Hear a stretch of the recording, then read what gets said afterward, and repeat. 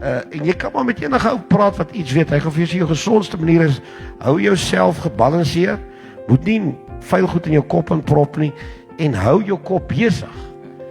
As jy kan 'n seepie kyk, is dit ontspannend. Jy kan net so ontspan as jy 'n game skaak ook speel, maar dis 'n bietjie meer, jou incline raak net so 'n bietjie stywer, die opdraand.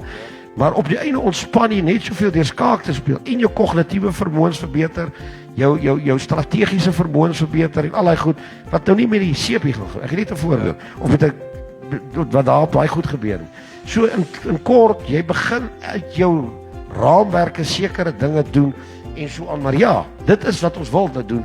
Ons gaan kyk hoe rond kan ons hierdie wiel om hierdie as maak. En hy doen die ding en dan gaan doen hy die ding. Dis die ding. Dis positief. Daar's hy. Dis jou wegspringblok.